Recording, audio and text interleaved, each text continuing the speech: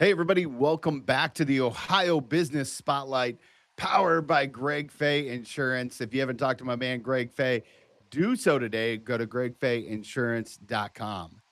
Friends, today on the podcast, the man, the myth, the legend, the CEO of Firefighter Safe, Nick Seitz. Nick, thank you so much for taking time to agree to come on the podcast. No, thank you. I'm so excited to be here, and I really appreciate the opportunity. So, I'm curious if you could give us a little bit of your background. I know that Yeah. you are the one of the founders and the CEO of Firefighter Safe, hmm but that's not where you Yeah. started. Give us a little bit of the No. background and how you ended up where you are today. Yeah, absolutely. Yeah. So I was a firefighter paramedic. I worked south of town, kind of by the Dayton Mall area.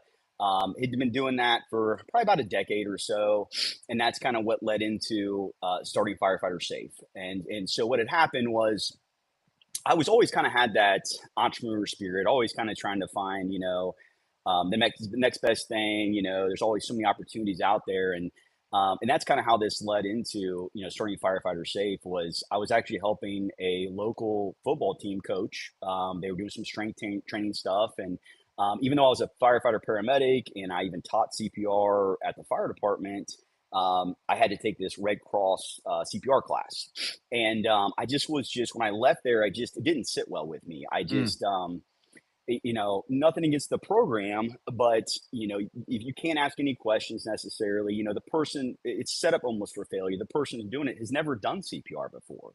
They're just playing a video, and it's almost like telling somebody to go teach somebody how to fly a plane, but you've never flown a plane before.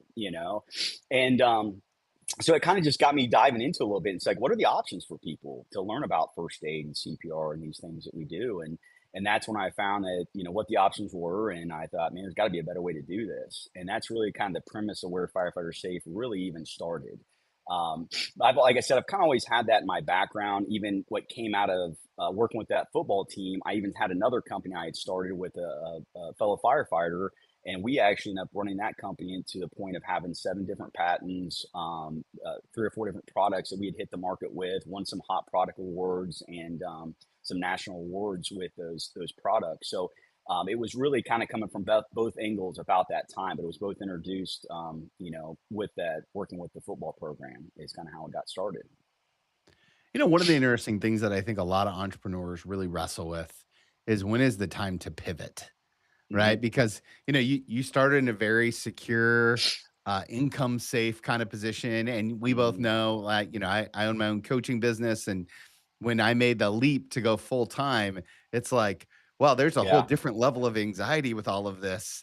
So talk to No, us about that moment when you were like, "I man. think I can do this full time. I think we'll be okay." Yeah. And then also that second business, how to when to start it, when to leave it, when to Yeah. how do you Yeah. make those Man, decisions or no, filter that? all good stuff. Yeah. So I look at like, I talk about this all the time that firefighters in general are just amazing problem solvers. I mean, there is, around the dinner table at night, the firehouse, the world's problems get solved, but they don't, it's that disconnect between that to take it to the business or, not taking the risks to do something with it. And that was kind of the premise of the other company was, we had that initial idea and stuff, but then we started taking other firefighters ideas and taking them to the markets. We kind of understood the process. But as far as that pivot, I was fortunate enough that the fire department schedule, we worked 24-hour shifts and we had 2 days off. So I was kind of able to be a full-time firefighter and still put a lot of hours into getting this company going and stuff. And so I was fortunate there, but it got to a point that I need every hour of the day, and that's the biggest jump I think is that pivot of that security. A check's coming in every 2 weeks, the all the benefits that come with it. Um, but it got to a point that it was either I jump and I actually grow this company, or I just kind of stay where I'm at because I couldn't go any further with the time restraints that I had at that time. And that was that point. But I've had that exact same thing happen a dozen times in my business since then, right? Where you look and you say, um, do I stay where I'm at? I'm making good money. This or that, or do I grow? Do I take the next step? Do I turn this from being a job, to a a legacy that is going to continue on, and that's really where I've even jumped as of recent with the new building we purchased, and hiring some more people and really investing back into the company. And so that pivot happens a lot, and I think that really is what is the difference between people that are entrepreneur and not, because with that pivot comes a lot of fear, a lot of, you evaluate everything and stuff, and you listen to your gut. And, there's a lot of variables that go into that. And it's something that can't be taught in a book either, and I think it's funny because I don't have an MBA. I didn't go to school for business. And I've always thought through my whole career as a business owner, I'm like, I must be missing something. I kept waiting for that shoe to drop, like, I'm missing something. I got to be right. Um, and I learned, nobody knows my business better than I do, and it's been successful and stuff. And I have tons of a team that is amazing.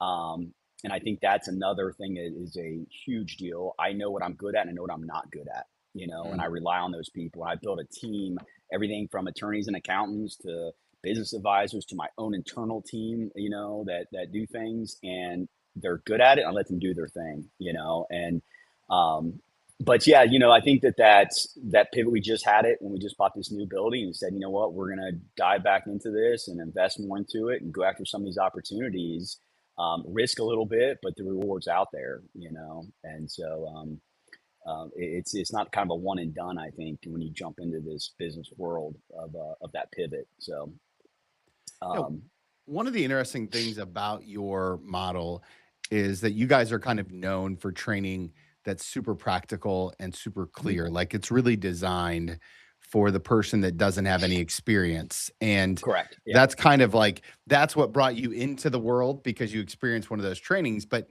now here's the tension. Every time you add people on, you risk losing that connection to the training. You risk losing that secret sauce. hmm, There's a lot of companies out there who are so nervous about losing the secret sauce that they don't expand.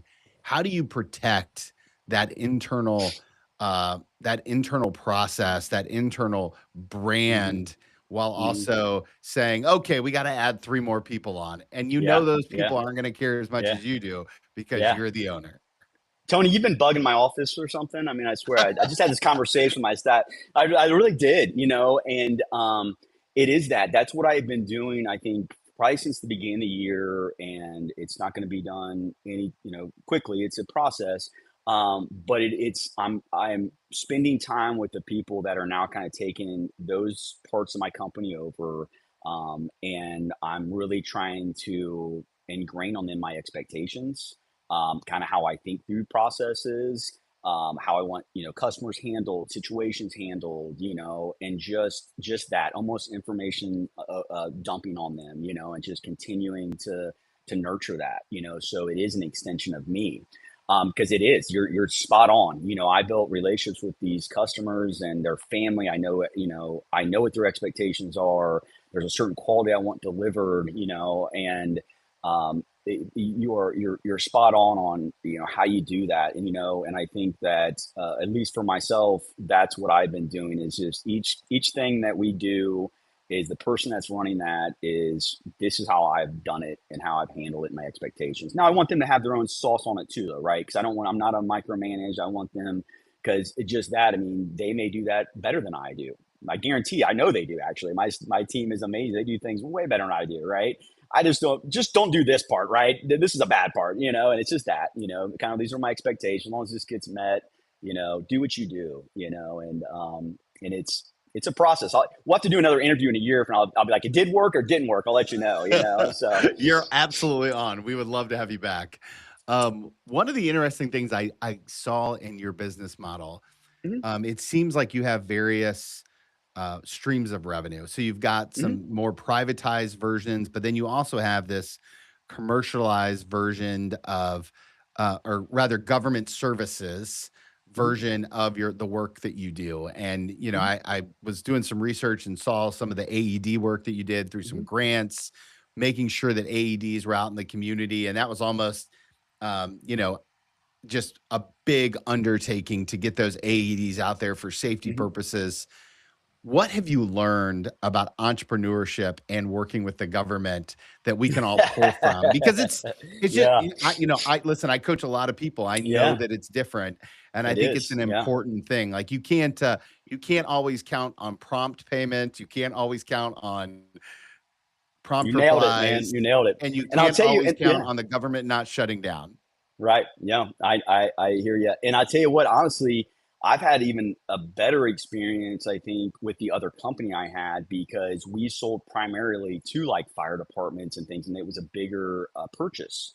And I ran into this a lot because we had investors and people, and it was they wanted answers, and the sales cycles not like it isn't with other products. Sometimes it's not really has anything to do with the product; it's the purchaser Yeah. and they have a certain way to purchase, a certain way to go through a processes. It's not quick, and it was really eye opening for me. Even just how how like city of New York City fire department bought one of our products, and the way they purchase, we started getting all these phone calls. We were a sole source provider. You couldn't get it from anybody but us.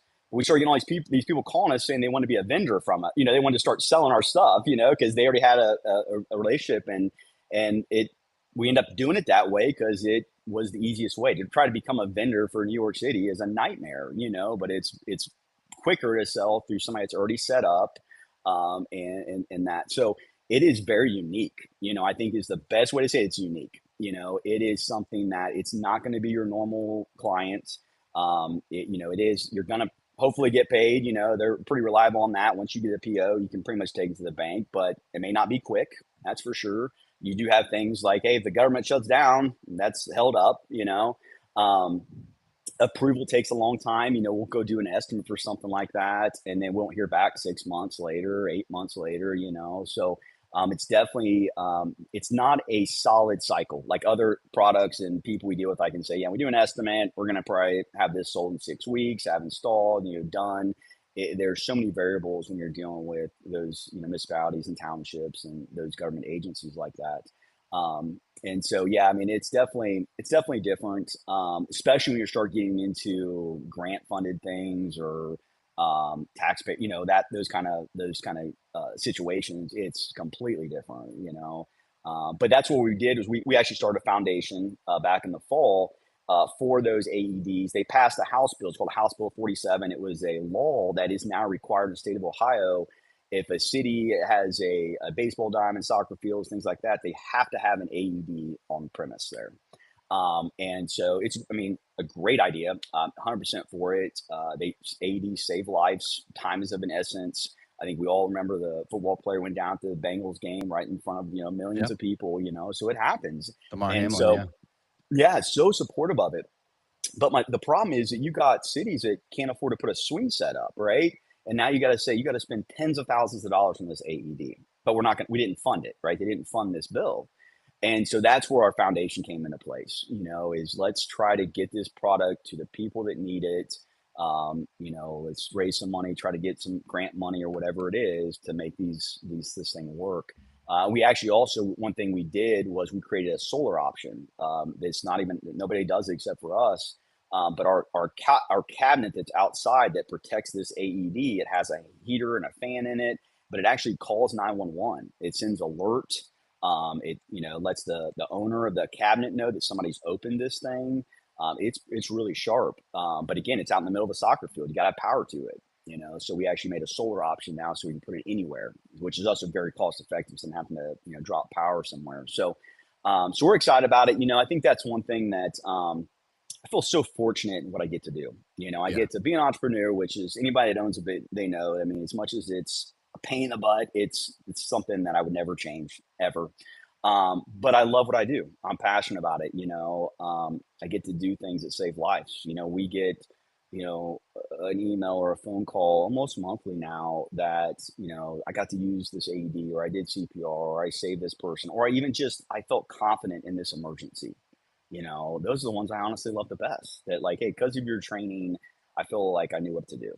And that's really our key. When we teach our class, I tell people that in CPR, like my goal is when you leave, you feel confident because when it comes to CPR first aid, the only way to really mess it up is by doing nothing.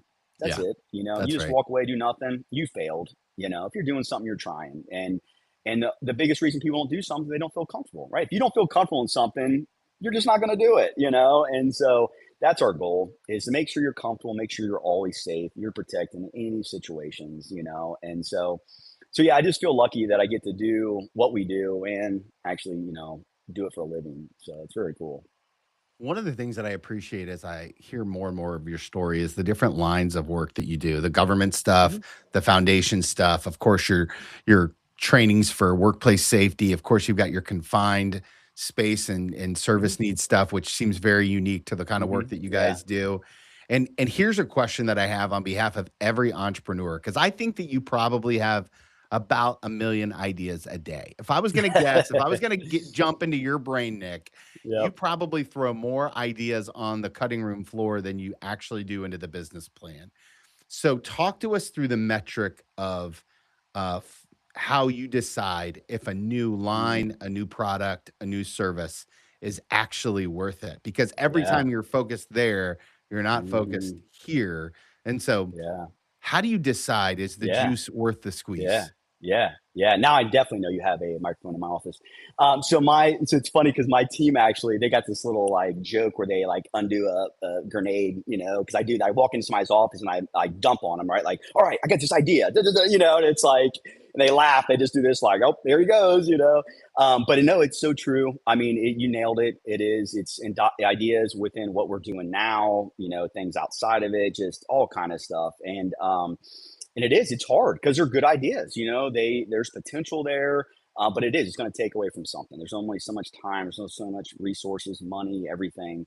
And I think what I really do is I take the emotion out. Number one, that's the biggest thing I think Mm, is, and I tell other people that are business owners, take the emotion out of stuff. You have to, because that's when you're making decisions that maybe aren't completely, you're letting that seep in, right? Like, because it's exciting, like this sounds exciting, I want to do this, right?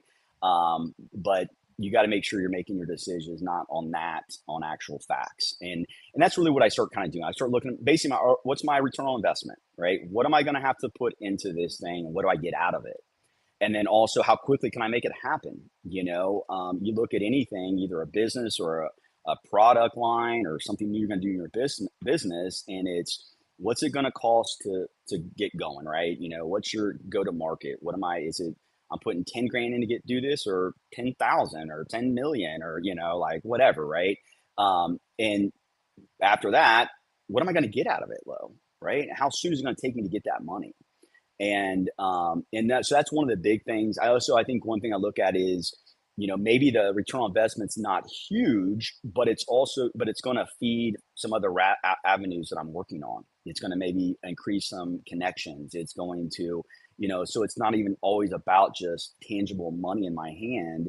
It might open doors for me, or other things. So I think that I really do look through all the different angles. And then because I have such an amazing team, not just internally within Firefighter Safe that I trust, they can be honest with me, but then I have those other people that can shoot me straight. I can run it by them. They can be like, get your head out of your butt, like it's a bad idea, like, okay, I believe you. But just that people, you got to have somebody that's going to be able to tell you that, hey, this ain't a good idea, or have you thought about this, have you poked this hole in it? Because the last thing we want to do is be pot committed now with money and resource and everything, and then find out you missed a big thing. And so I think making sure you scrub it really well, and you never know, right? But you do the best you can. And I'm very fortunate too that my fiance is an entrepreneur. She's a business owner, and we talk about it all the time. We're so fortunate to come home and kind of bounce stuff off each other. And the I basically got a full time business advisor, right there, and obviously any input she has is going to be out of love too, which is yeah, great. There's that's no right. ulterior motive there. Yeah, you And trust it, and her. it goes both ways. Absolutely, Yeah. absolutely. So I'm so fortunate in that way that I have that, um, and so yeah, I think it's that. I just think that's what I've always done, and I'm not saying I haven't jumped on ideas because of emotion and been like, that was probably a bad one, but luckily I've never been hurt enough that it's been something like that, but, So yeah. one of the things that we really like to do on the podcast is we like to Yeah. celebrate failures Uh-huh. because we think as an entrepreneur, you're going to fail far more than you're Mhm. ever going to succeed. And you're just kind of Yeah. hoping that one day one of the good things hits.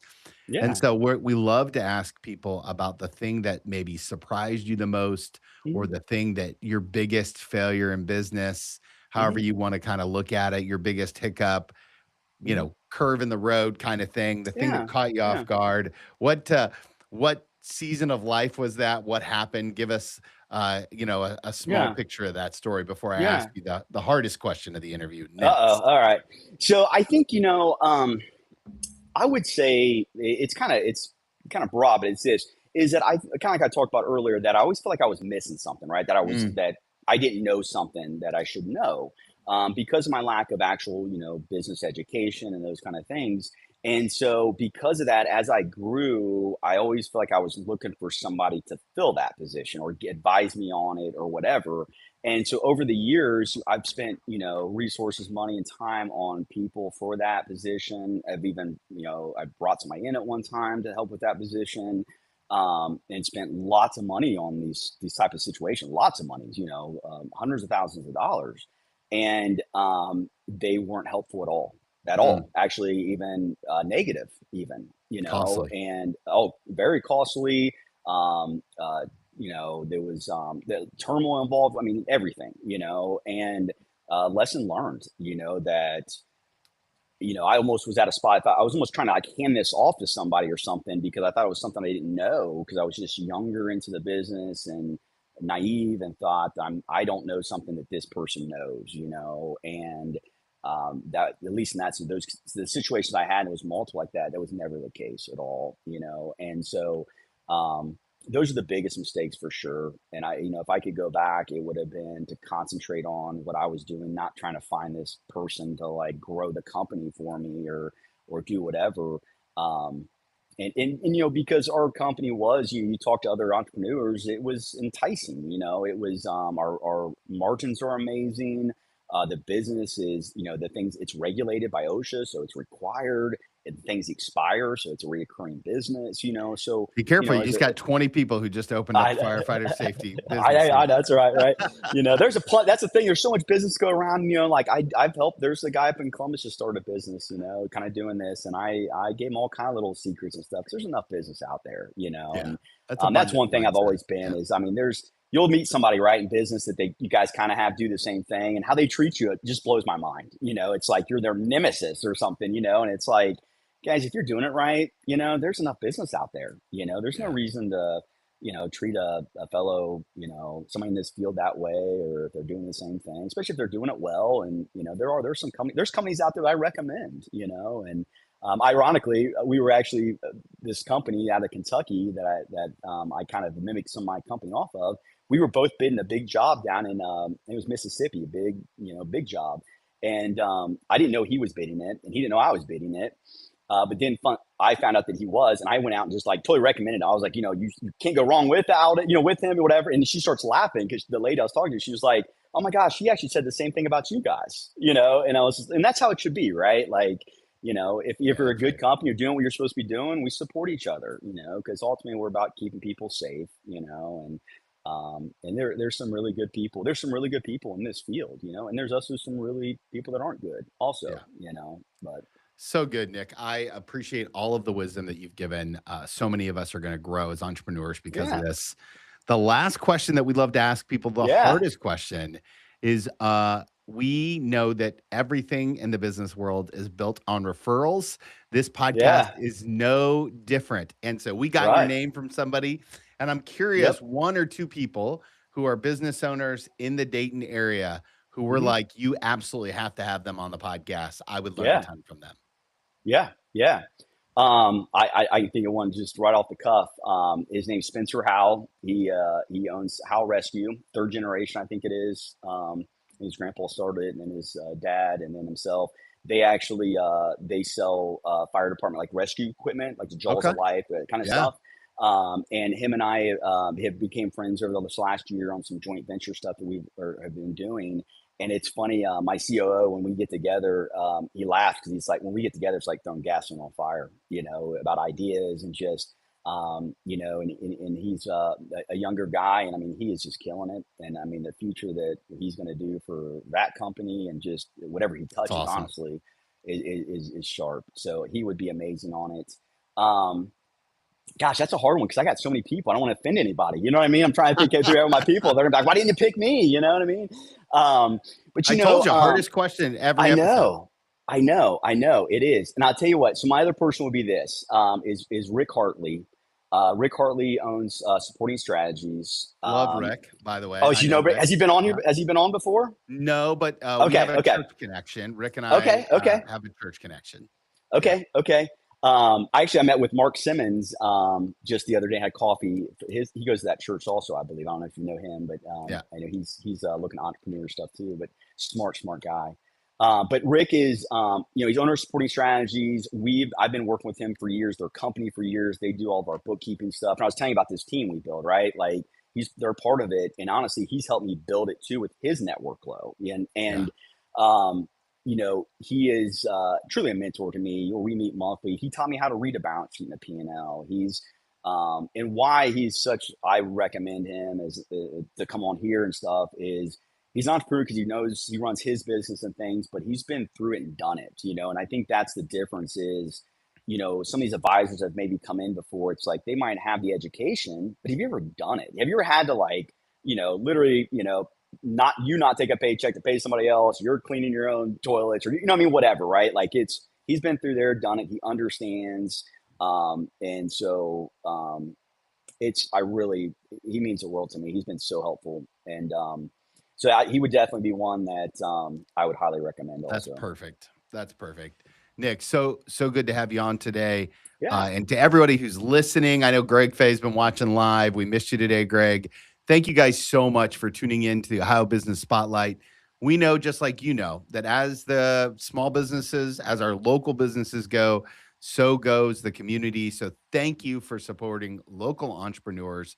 Make sure to hit that subscribe button on our YouTube channel. And until next week, continue out there being entrepreneurs and seeing what's next. We'll see you guys real soon.